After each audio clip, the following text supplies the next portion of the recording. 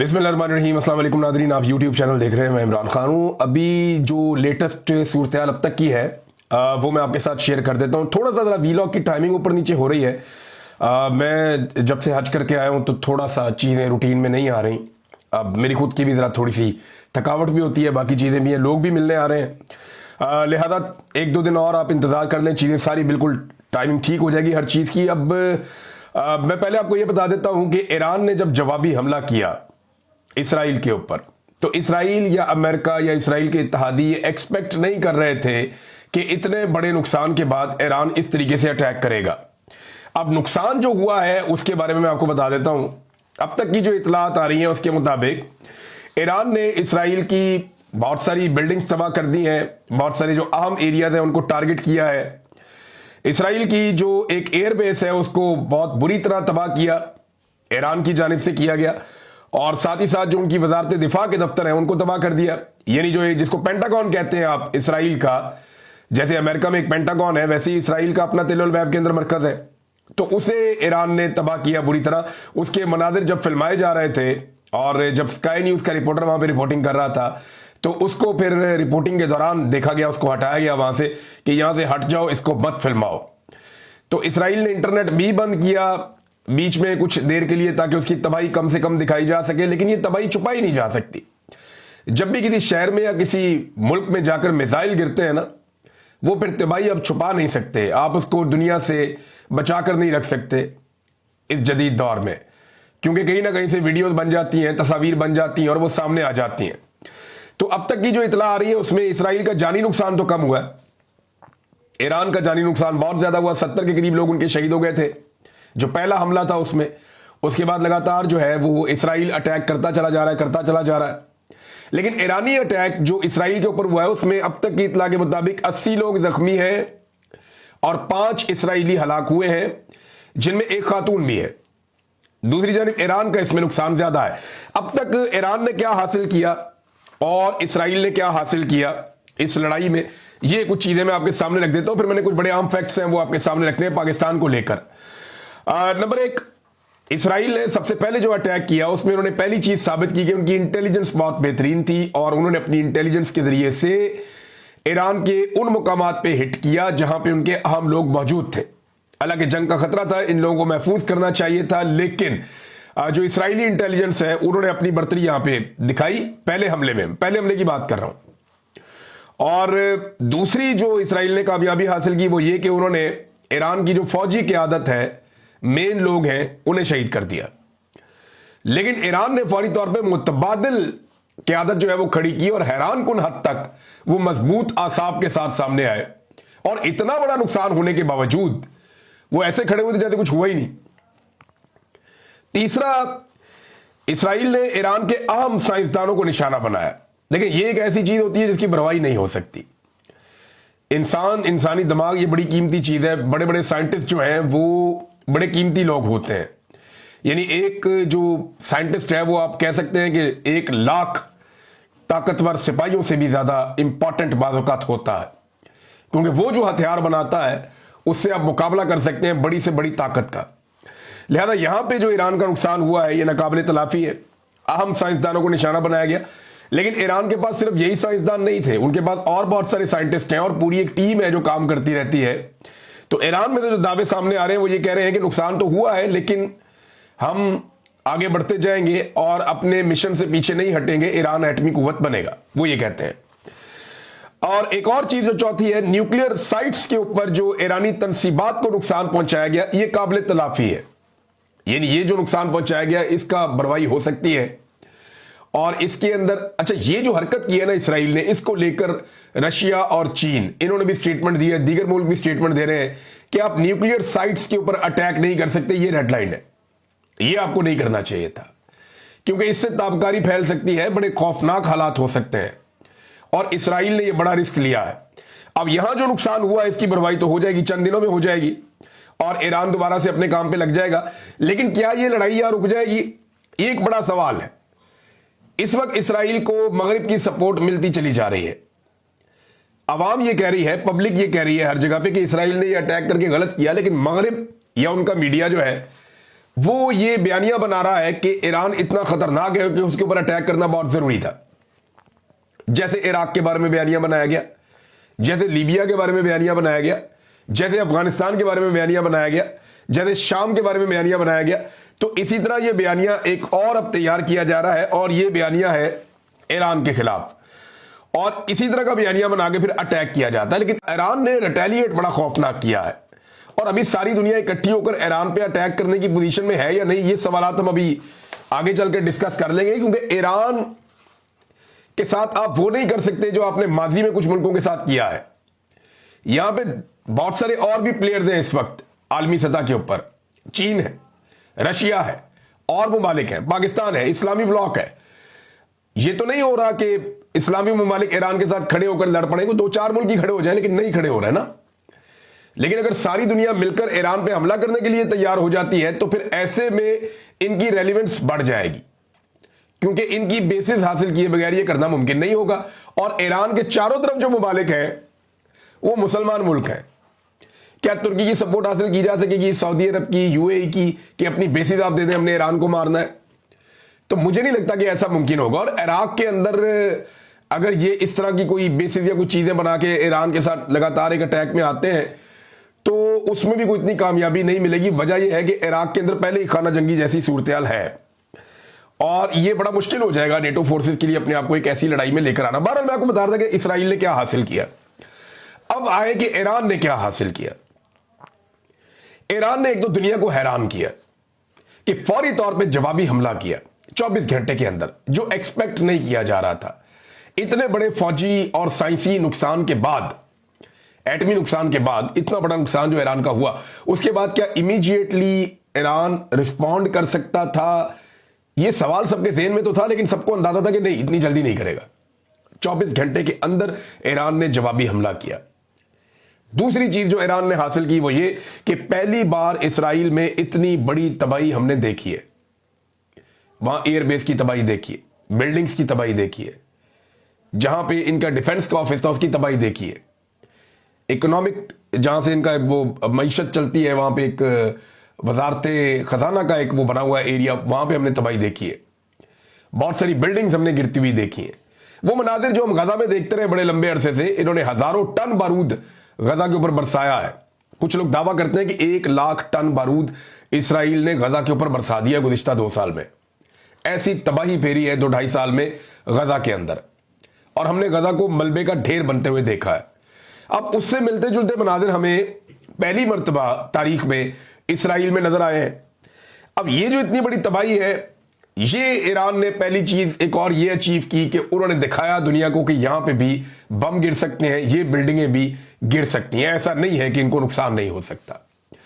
दूसरा जो Israeli air defence system है वो दुनिया का एक बेहतरीन एयर डिफेंस सिस्टम है, उसको आयरन डूम कहते हैं। इसराइल इसके ऊपर बहुत पैसा खर्च करता है, उसकी एक रीजन है, वो एक छोटा सा मुल्क है, चारों तरफ मुसलमान मुल्क बैठे हुए हैं, और उसको हर वक्त इस बात का खतरा रहता है कि कहीं ना कहीं से कोई ना कोई बम या कोई ना कोई मिसाइल या कोई ना कोई चीज आ जाएगी।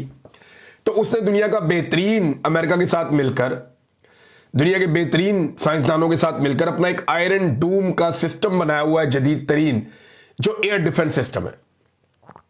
वो ब्रीच हो गया, ईरान ने उसको ब्रीच किया है।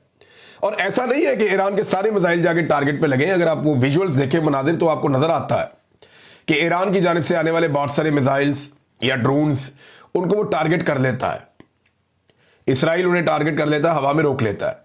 लेकिन पहली मर्तबा हम देख रहे हैं कि पहले भी ऐसा हुआ था लेकिन इतने बड़े पैमाने पे नहीं हुआ था, कि बहुत बड़े पैमाने पर ईरान के मिसाइल्स वो आए हैं और आकर हिट किए हैं अपने टारगेट्स के ऊपर।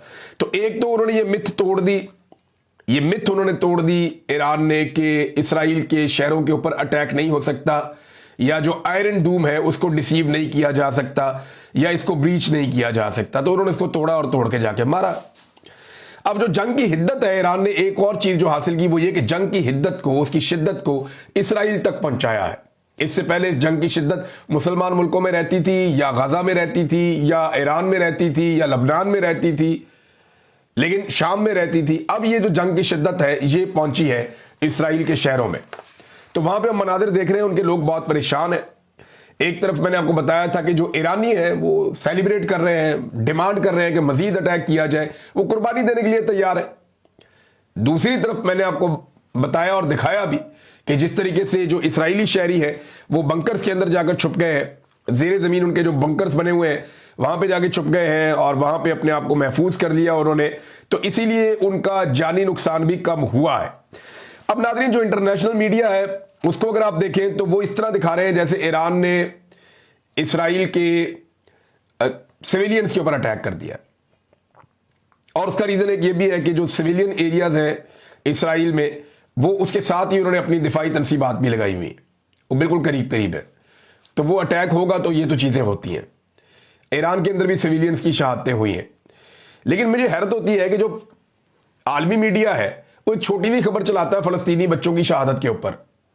हजारों फलस्तीनी बच्चे शहीद कर दिए गए हैं, 50-60 हजार के करीब फलस्तीनी जो है वो शहीद किए गए हालिया इसराइली हमलों में। टनों के हिसाब से बारूद रोजाना की बुनियाद के ऊपर गिराया जा रहा था गाजा के ऊपर, तो छोटी खबर बनती थी। और आज ये जो है बहुत बड़ी बड़ी खबरें बन रही हैं पूरी दुनिया में।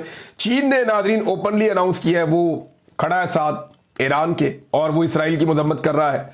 रूस ने भी ईरान के साथ खड़े होने का फैसला किया है। अब पाकिस्तान को भी ईरान के साथ खड़े होना चाहिए, उसके रीजन है, उसकी टेक्निकल रीजन मैं आपको बताता हूं वो क्या। जब इंडिया ने पाकिस्तान के ऊपर अटैक किया ना तो इसराइल ने पूरी सपोर्ट की थी इंडिया की, और वो एक मरतबा नहीं की, वो हर मरतबा की है। इसराइली वजीर आजम का स्टेटमेंट मैंने आपको कल निकाल कर सुनाया था जिसमें वो ये कह रहे थे कि हमारे पास मौका था, हमें चाहिए था कि पाकिस्तान को रोक देते कि पाकिस्तान एटमी कुव्वत ना बनता, यानी उस वक्त ये पाकिस्तान पे अटैक करते इंडिया के साथ मिलके, और ये चीजें थी भी।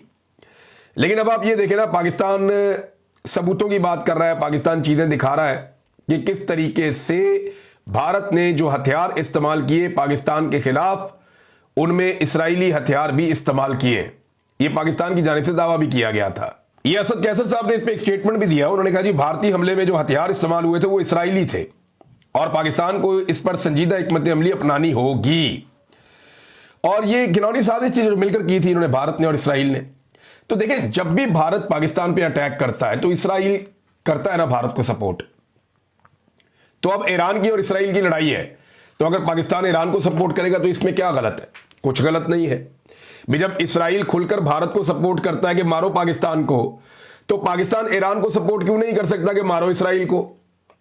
फिर ये तो ऐसे को तो ऐसा है ना भी, जैसी करनी वैसी भरनी, यही तो इंटरनेशनल लॉ है, यही तो यानी ये यूनिवर्सल लॉ है कि आप जो करेंगे वही आपके सामने आएगा। इसराइल ने हमेशा भारत को सपोर्ट किया पाकिस्तान को मारने के लिए, तो अब उसी इसराइल के ऊपर जब ईरान अटैक कर रहा है या ईरान और इसराइल की लड़ाई चल रही है तो पाकिस्तान को भी सपोर्ट करनी चाहिए ईरान को भी। ये तरीकाकार तो यही है ना, अगर इसराइल समझता है कि पाकिस्तान उसके लिए खतरा है तो पाकिस्तान को भी ये समझना चाहिए कि इसराइल पाकिस्तान के लिए खतरा है, और हमेशा पाकिस्तान के खिलाफ पाकिस्तान के दुश्मनों की मदद की है इसराइल ने। अब ये मुतालबा पाकिस्तान के अंदर बहुत ज्यादा हो रहा है, लेकिन पाकिस्तान में ना बहुत सारे ऐसे लोग भी हैं जो आज भी इसराइल की तरफदारी कर रहे हैं, यानी खामोशी से कर रहे हैं लेकिन इसराइल की तरफदारी कर रहे हैं। कुछ लोगों ने आवाज उठाई, जैसे कि सेनेटर मुश्ताक साहब हैं, उन्होंने जब ये कहा कि उर्दन को ऐसा नहीं करना चाहिए कि उर्दन इसराइल से आने वाले हथियारों को नहीं रोक रहा अपनी एयर स्पेस में, और ईरान से आने वाले हथियारों को अपनी एयर स्पेस में रोक रहा है, ये ज्यादती है, उन्होंने ज्यादती के खिलाफ आवाज उठाई। तो अहमद कुरैशी साहब हैं जर्नलिस्ट, ये पाकिस्तान की मिलिट्री एस्टेब्लिशमेंट के बहुत करीब हैं और इन्होंने इसराइल का दौरा भी किया था मुबैना तौर पर। तो अहमद कुरैशी साहब जो हैं ये मिलिट्री एस्टेब्लिशमेंट के ना सिर्फ करीब हैं बल्कि मैं इन्हें अच्छी तरह जानता हूं, हैं तो ये जर्नलिस्ट, लेकिन इनके बारे में दावा है कि ये इसराइल को लेकर के एक अलग नुक्ता नजर रखते हैं, और इनके बारे में ये भी दावा है और मुबैना तौर पे इन्होंने इसराइल का दौरा भी किया हुआ है, और ये बात अभी जो है वो सेनेटर मुश्ताक साहब ने दोबारा से इनको गिनवाई भी है। मामला यह है नाजरीन कि अहमद कुरैशी साहब ये कहते हैं सेनेटर मुश्ताक साहब के गिले पे, आप अंदाजा करें ना किस तरफ चल रही है पाकिस्तान की पॉलिसी। ये वो लोग हैं जो फौज के बहुत करीब हैं या फौजी एस्टेब्लिशमेंट के बहुत करीब हैं, वो कहते हैं जी कि उर्दन के शाहीनों को सलाम है जो अपनी फिजाओं का दिफा कर रहे हैं। उर्दन के पास मशरिक वस्ता में कई बेहतरीन एयर फोर्सेस में से एक है उनकी एयर फोर्स। आपके इत्तेहादी खुमैनियों ने 1979 से उर्दन को खाना जंगी में धकेलने की कोशिश की है जो नाकाम रही है। उर्दन को पूरा हक है कि वो ईरानी मिसाइल और ड्रोन गिराए और खुमैनियों के मंसूबे को नाकाम बनाए। ये जनाब अहमद कुरैशी साहब हैं जो इसराइल का दौरा भी करते हैं। अब आप अंदाजा कर लें, पाकिस्तान में ऐसे लोग मौजूद हैं और बहुत सारे लोग जो है वो इमरान खान को ब्लेम कर रहे हैं। यानी मैं देखता हूं कि ये ज़हनी मरीज बन गए हैं इस वक्त। जितने भी टाउट्स हैं या टाउट्स के अलावा आप सियासी जमातों के जो करीबी सहाफ़ी हैं पीडीएम के, वो सारे के सारे ज़हनी मरीज बन गए हैं। ना सिर्फ सहाफ़ी बल्कि सियासतदान भी वो उठा के सारा इल्ज़ाम इमरान खान पर लगा रहे हैं और इस लड़ाई को इमरान खान के खाते में डाल रहे हैं। और वो ये कह रहे हैं कि इमरान खान ने जेल से बैठकर ट्वीट क्यों नहीं किया अभी तक। भाई इमरान खान से मुलाकात करवा दें, ट्वीट आ जाएगा। पहले भी मैंने आपको 10 दफा ये कहा है कि आपको किसी भी चीज पे इमरान खान का मौकिफ चाहिए, आप इमरान खान की किसी एक आदमी से मुलाकात करवा दें, वो मौकिफ बाहर आ जाएगा। भी जब एक आदमी जेल के अंदर बंद है, उससे कोई मिल ही नहीं रहा, उसका कोई पैगाम बाहर ही नहीं आ रहा, तो वो किस तरीके से फिर इसराइल की मजम्मत करे। और आज तक जितनी मजम्मत इमरान खान ने इसराइल की है ना, ये सियासी खानदान दो है पाकिस्तान में, एक जरदारी खानदान है और एक शरीफ खानदान है। इन दोनों खानदानों के तमाम अफराद ने मिलकर आज तक इसराइल की इतनी मजम्मत नहीं की जितनी अकेले इमरान खान ने की है। जेल से बैठकर भी की है, बार बार की है, इसकी कीमत भी चुकाई है। इमरान खान के रिकॉर्ड के ऊपर स्टेटमेंट पड़े हुए कि किसी सूरत में इसराइल को तस्लीम नहीं करूंगा जब तक कि फलस्तीनियों को उनका हक नहीं मिल जाता। वो कायदे आजम की मिसाल देते हैं। बल्कि इमरान खान ने यहां तक कहा था कि मैं अपने अल्लाह को क्या जवाब दूंगा अगर मैं ये करता हूं तो, कि फलस्तीनी लोग शहीद हो रहे हैं, उनके ऊपर जुल्म हो रहा है। इमरान खान ने अक़वाम मुत्तहिदा में गाजा को दुनिया की सबसे बड़ी जेल करार दिया था। इमरान खान ने दुनिया में बताया था कि इसराइल क्या कर रहा है, और आज इमरान खान को ये कहते हैं यहूदी एजेंट। यही ख्वाजा आसिफ, यहां स्टेटमेंट पड़ा हुआ है मेरे सामने, मैं आपको सुनवा भी सकता हूं, लेकिन मैं आपको बता देता हूं ख्वाजा आसिफ ने कहा क्या था। यही ख्वाजा आसिफ जब अमेरिका में जाते हैं तो वहां जाकर कहते हैं कि हम बड़े लिबरल लोग हैं, हम बड़े खुले डुल्ले लोग हैं, हम यहूदियों के साथ, ईसाइयों के साथ, सबके साथ चल लेते हैं। यानी ये ख्वाजा आसिफ साहब के वहां पे इस किस्म की बातें थी ना। और इमरान खान जो है ना वो कट्टर मजहबी किस्म का आदमी है, तो उससे आप उम्मीद ना रखें। यानी लुब्बे लुबाब ये था वहां कहने का कि हम लिबरल हैं, इमरान खान मजहबी है और इमरान खान के फॉलोअर भी मजहबी है। ये जाकर अमेरिका में ख्वाजा आसिफ ने स्टेटमेंट दिया था। लेकिन वही ख्वाजा आसिफ जब पाकिस्तान पहुंचता है तो यहां पर आके कहता नहीं, इमरान खान जो है ना वो यहूदी एजेंट है। अंदाजा करें आप अंदाजा करें इनकी मुनाफकत का, आप अंदाजा करें इनके झूठ का, इनके फ्रॉड का, इनकी बेईमानी का। और आज एक आदमी को जकड़ के जंजीरों के अंदर कह रहे हैं ट्वीट क्यों नहीं कर रहा। भाई उससे तुम किसी को मिलवाओ और फिर देखो वो ऐसा ट्वीट करेगा या ऐसा स्टेटमेंट देगा कि जो नवाज शरीफ कभी सोच भी नहीं सकता। नवाज शरीफ और जरदारी दोनों बाहर है ना, उनसे कोई नहीं पूछता कि क्यों नहीं अभी तक ट्वीट किया। भाई नवाज शरीफ ने आखिरी ट्वीट क्या किया था? नवाज शरीफ ने यही बात की थी ना नरेंद्र मोदी के बारे में कि नरेंद्र मोदी साहब जहाज आपका गिर गया, मुझे बड़ा अफसोस हुआ। वो नरेंद्र मोदी जिसका मियां साहब कभी नाम भी नहीं लेते थे, जहाज गिरने पे उसका नाम लिया उन्होंने। और अब इस मामले में नवाज शरीफ साहब कहां खड़े? वो क्यों नहीं ईरान के हक में ट्वीट कर रहे हैं?